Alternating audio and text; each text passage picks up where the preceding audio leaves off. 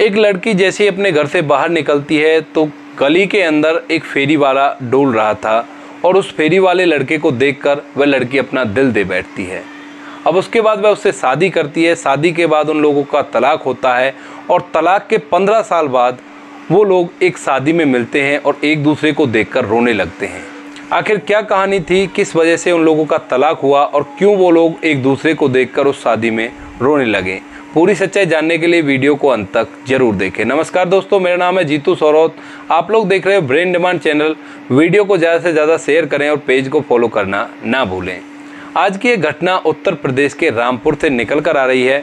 उत्तर प्रदेश के रामपुर में एक लड़का विपिन, जो कि फेरी लगाया करता है। विपिन के घर पे विपिन के माँ बाप हैं, छोटे भाई बहन हैं। उसके घर पे उसने जानवर भी पाल रखे हैं दूध वगैरह बेचने के लिए। इसी तरह से विपिन रामपुर में फेरी लगाने के लिए जाता है तो वहाँ वह देखता है कि एक लड़की उसकी तरफ देखे ही जा रही है।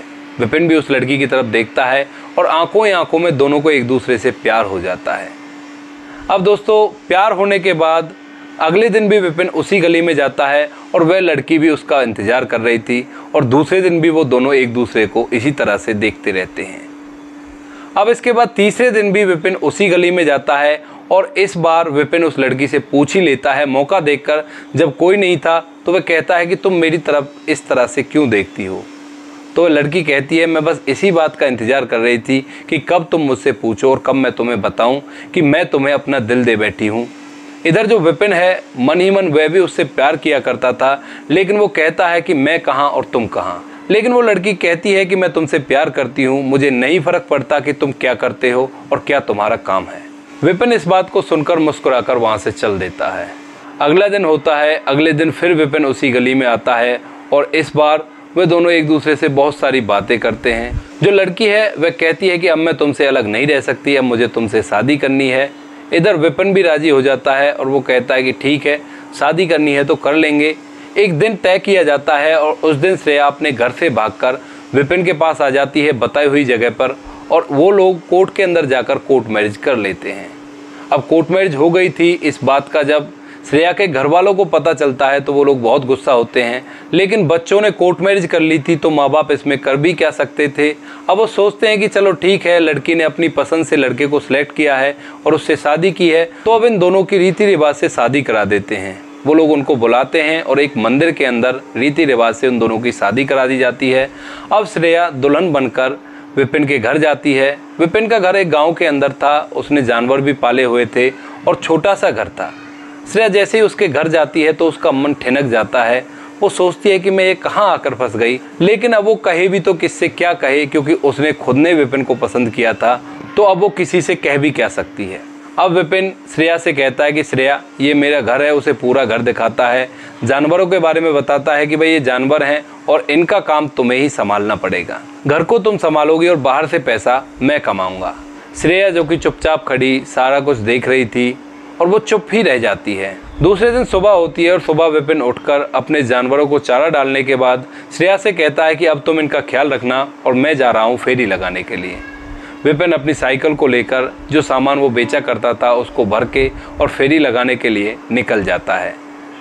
अब श्रेया पीछे से घर का सारा काम किया करती और विपिन फेरी लगाकर रोज़ पैसे कमा कर लाया करता।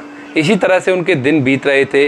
अब तकरीबन 4 महीने बाद श्रेया को पता चलता है कि वह गर्भवती हो चुकी है। अब जब वह गर्भवती होती है तो वह अपने पति विपिन से कहती है कि विपिन, अब मैं माँ बनने वाली हूँ और अब तुम ऐसा करो, शहर चलो, शहर में रहेंगे, यहाँ गाँव में रखा ही क्या है। लेकिन विपिन उसे समझाता है और कहता है कि मैं तो गांव में ही रहूँगा और शहर में रहने के लिए किराए का घर चाहिए होगा और वहाँ पर खर्चे भी ज़्यादा होते हैं। यहाँ पर दूध भी हम अपनी भैंसों का ही निकाल कर अपना भरण पोषण करते हैं, वहाँ पर दूध भी खरीदना पड़ेगा। हमारे पास इतने पैसे नहीं हैं कि हम इतना खर्चा उठा सकें, तो हम लोगों को गाँव में ही रहना अच्छा रहेगा। ऐसा कहकर विपिन दोबारा से फेरी के लिए निकल जाता है और धीरे धीरे कुछ समय और बीत जाता है। अब कुछ दिनों बाद श्रेया की डिलीवरी का टाइम आ गया था। डिलीवरी होती है तो पता चलता है कि श्रेया ने 2 लड़कियों को एक साथ जन्म दिया है, यानी कि जुड़वा बेटियां श्रेया से हुई थी। अब जुड़वा बेटियां होने के बाद श्रेया फिर से एक बार विपिन से कहती है और इस बार वो थोड़ा सा ज़ोर ज़बरदस्ती करती है कि अब तो तुम शहर चलो, यहाँ पर क्या होगा, यहाँ पर हम कुछ भी नहीं कर सकते। अब 2 बेटियां हैं, इनकी जिम्मेवारी भी हैं, परिवार बड़ा हो गया है और अब इस काम से गुजारा नहीं हो पाएगा। लेकिन विपिन फिर से एक बार श्रेया को समझा देता है और कहता है कि अब तो तुम्हें यहीं पर रहना पड़ेगा और कमाने की जिम्मेवारी तुम मुझ पर छोड़ो, वो मैं जानूंगा, इनका भरण पोषण कैसे करना है, तुम्हें इससे कोई लेना देना नहीं है। इसी तरह से कुछ दिन और बीत जाते हैं और श्रेया एक बार फिर से प्रेग्नेंट हो जाती है।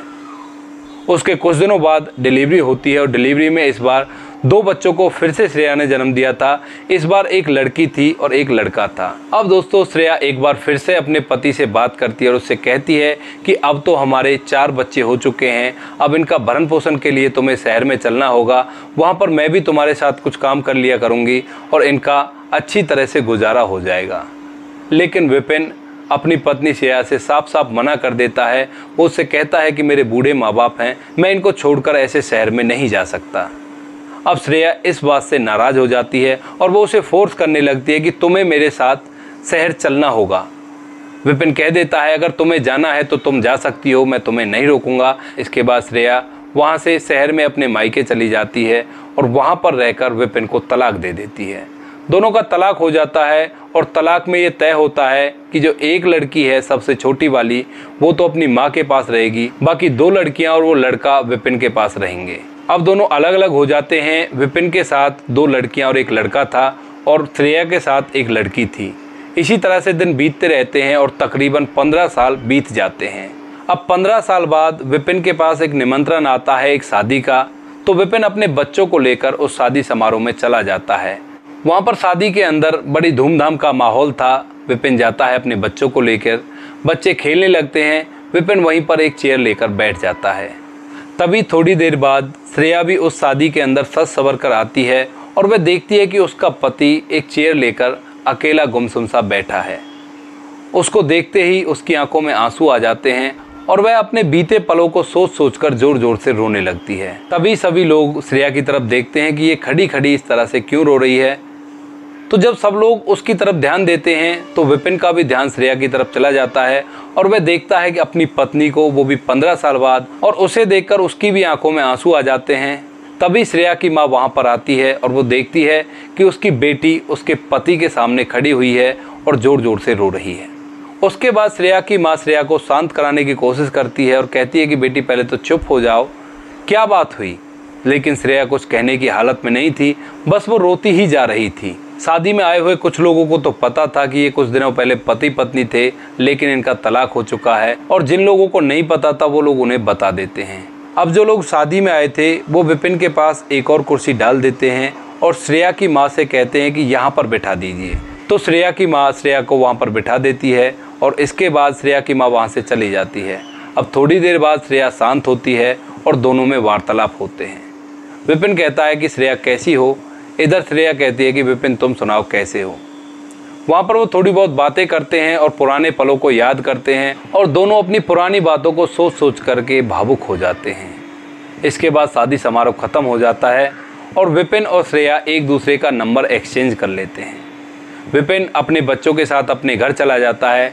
श्रेया अपनी बेटी को लेकर अपनी माँ के पास अपने घर चली जाती है। अब घर जाने के बाद विपिन जैसे आराम करने जा रहा था तो तभी उसके फ़ोन पर एक मैसेज आता है जो कि उसकी पत्नी श्रेया का था, जिसमें लिखा था कि मुझे माफ़ कर दो, मुझसे गलती हो गई।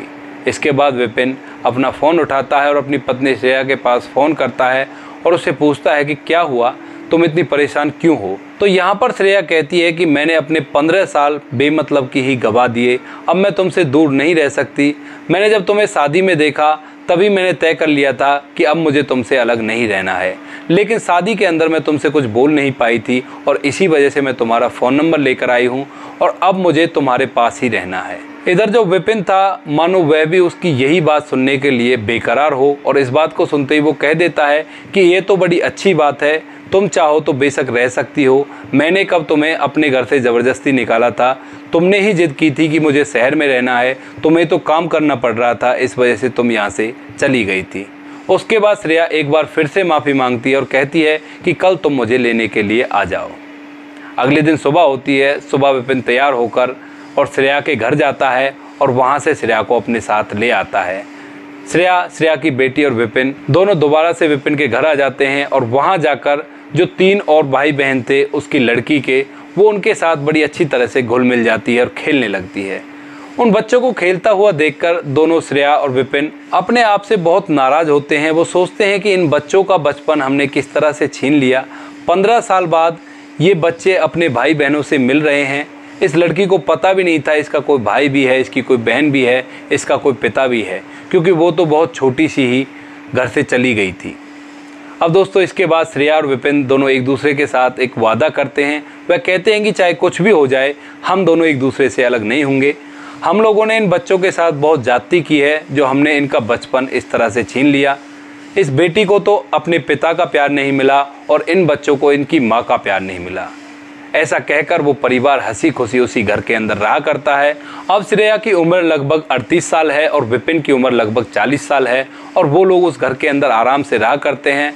श्रेया घर का पूरा काम किया करती और विपिन फेरी लगाने के लिए जाया करता। तो यहीं पर इस कहानी का अंत होता है। आप लोग इस कहानी के बारे में क्या कहना चाहते हो अपनी राय कमेंट बॉक्स में लिख सकते हैं, लोगों के साथ शेयर कर सकते हैं। दोस्तों इस कहानी को सुनाने का उद्देश्य ये बिल्कुल भी नहीं है कि किसी को परेशान किया जाए।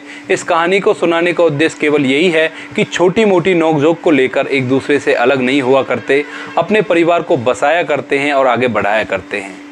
आपको कहानी जैसी भी लगी हो बता देना। बाकी दोस्तों वीडियो अच्छी लगी तो वीडियो को लाइक और शेयर जरूर करें।